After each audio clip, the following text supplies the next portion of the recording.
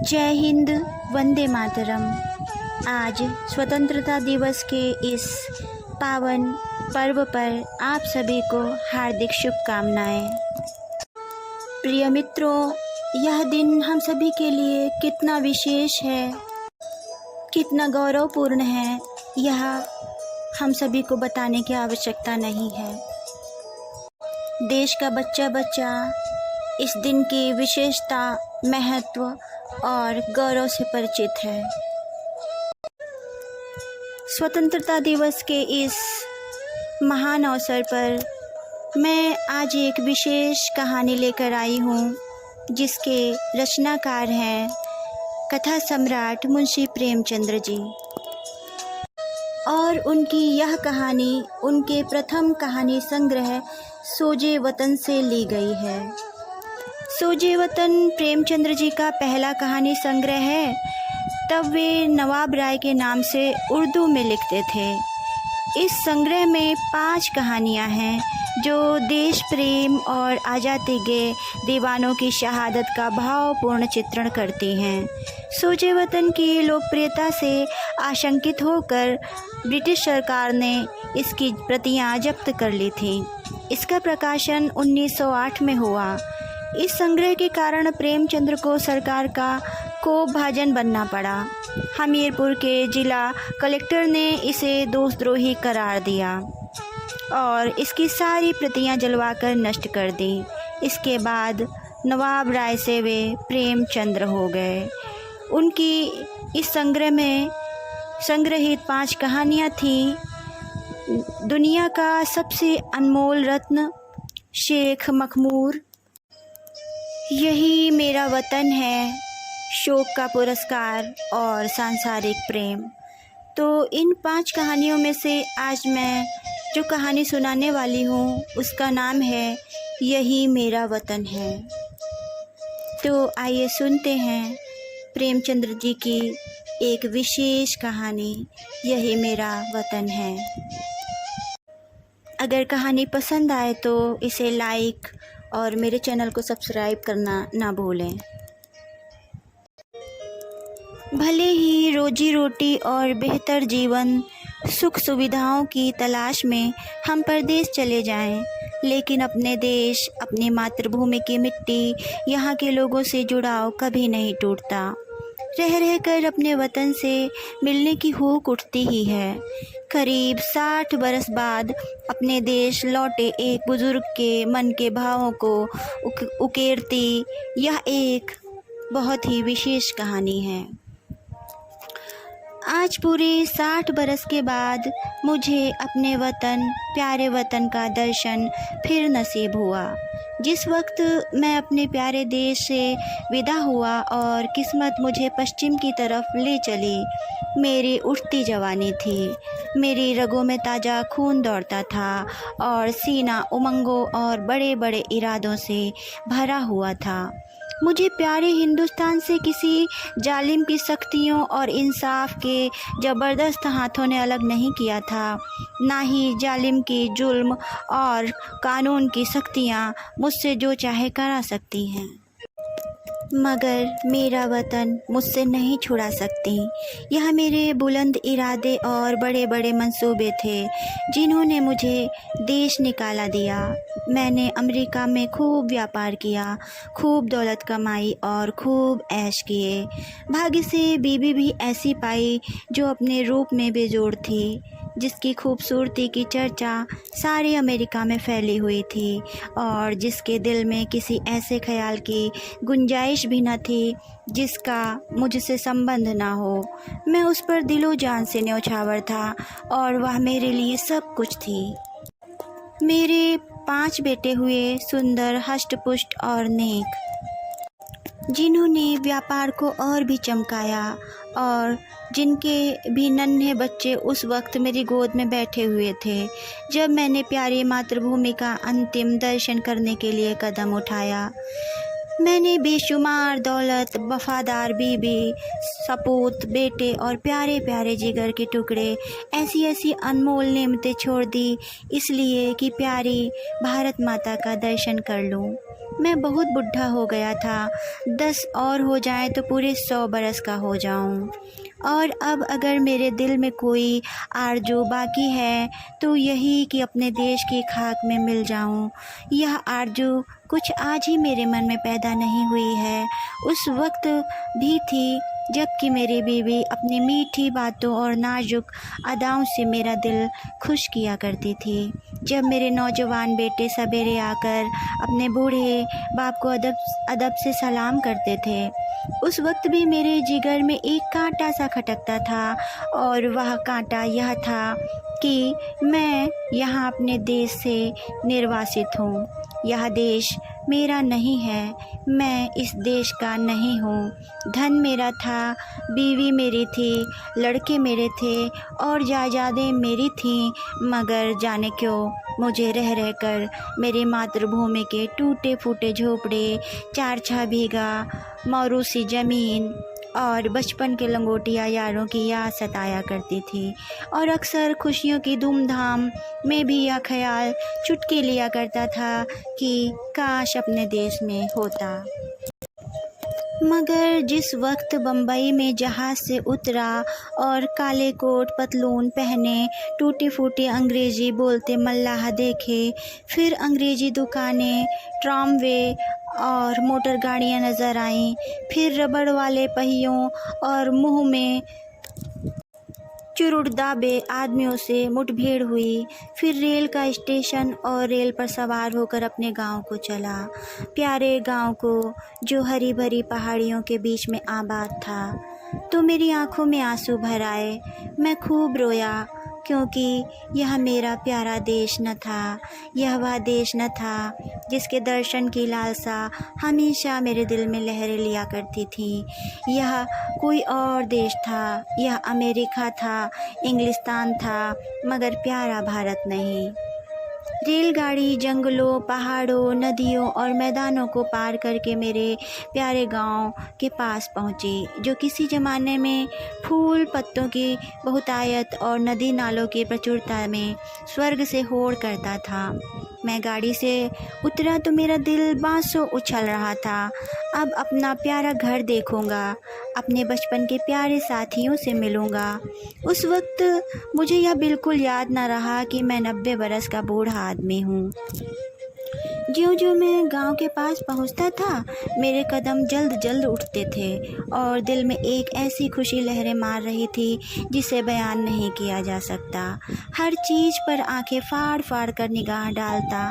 आहा, यह वो नाला है जिसमें हम रोज़ घोड़े नहलाते और खुद गोते लगाते थे, मगर अब इसके दोनों तरफ कांटेदार तारों की चहारदीवारी खिंची हुई थी और सामने एक बंगला था जिसमें 2-3 अंग्रेज़ बंदूक के लिए इधर उधर ताक रहे थे। नाले में नहाने या नहलाने की सख्त मनाही थी।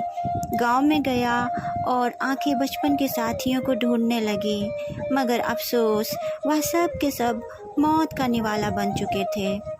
और मेरा टूटा फूटा झोपड़ा, जिसकी गोद में बरसों तक खेला था, जहाँ बचपन और बेफिक्रियों के मज़े लूटे थे, जिसका नक्शा अभी तक आंखों में फिर रहा था, वह अब एक मिट्टी का ढेर बन गया था। जगह गैर आबाद न थी। सैकड़ों आदमी चलते फिरते नजर आए, जो अदालत और कलेक्टरी और थाने पुलिस की बातें कर रहे थे। उनके चेहरे बेजान और फिक्र में डूबे हुए थे और वह सब दुनिया की परेशानियों से टूटे हुए मालूम होते थे। मेरे साथियों के से हष्ट-पुष्ट सुंदर गोरे चिट्टे नौजवान कहीं न दिखाई दिए। वह अखाड़ा जिसकी मेरे हाथों ने बुनियाद डाली थी, वहाँ अब एक टूटा फूटा स्कूल था और उनमें गिनती के बीमार शक्ल सूरत के बच्चे, जिनके चेहरों पर भूख लिखी थी, चिथड़े लगाए बैठे ऊँघ रहे थे। नहीं, यह मेरा देश नहीं है।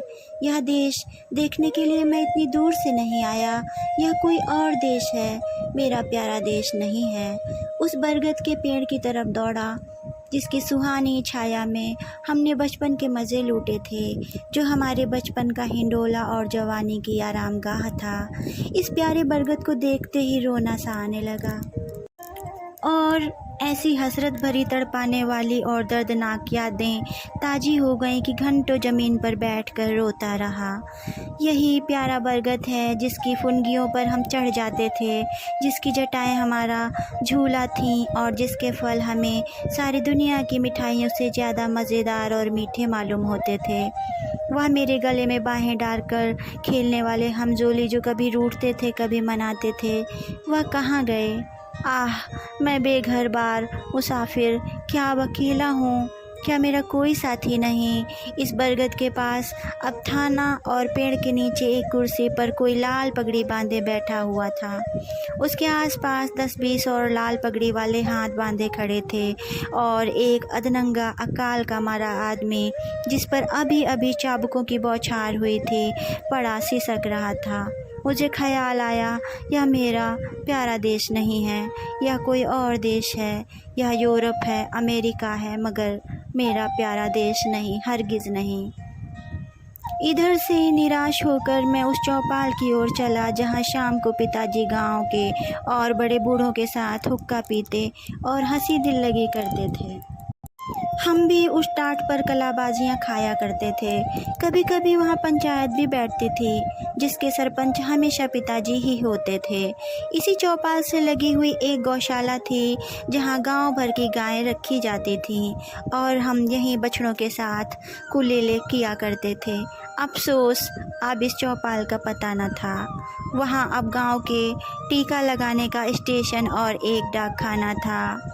उन दिनों इसी चौपाल में लगा हुआ एक कोल्हाड़ा था जहाँ जाड़े के दिनों में ईख पेरी जाती थी और गुड़ की महक से दिमाग तर हो जाता था। हम और हमारे हमजोली घंटों गंडेरियों के इंतज़ार में बैठे रहते थे और गंडेरिया काटने वाले मज़दूरों के हाथों की तेज़ी पर अचरज करते थे। यहाँ सैकड़ों बार मैंने कच्चा रस और पक्का दूध मिलाकर पिया था। यहाँ आसपास के घरों से औरतें और बच्चे अपने अपने घड़े लेकर आते और उन्हें रस से भरवा कर ले जाते। अफसोस वह कोल्हू अभी ज्यों के त्यों गड़े हुए हैं, मगर देखो, कोल्हाड़े की जगह पर अब एक सन लपेटने वाली मशीन है और उसके सामने एक तंबोली और सिगरेट की दुकान है।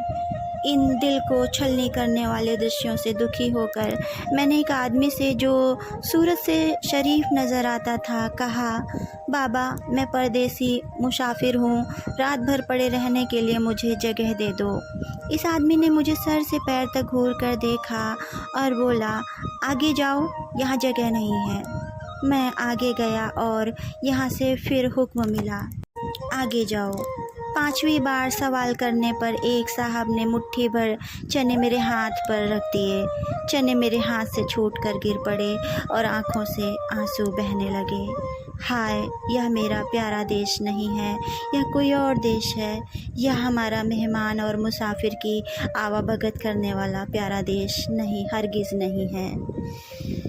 मैंने एक सिगरेट की डिबिया ली और एक सुनसान जगह पर बैठकर बीते दिनों की याद करने लगा कि अचानक मुझे उस धर्मशाला का ख्याल आया जो मेरे परदेश जाते वक्त बन रहा था।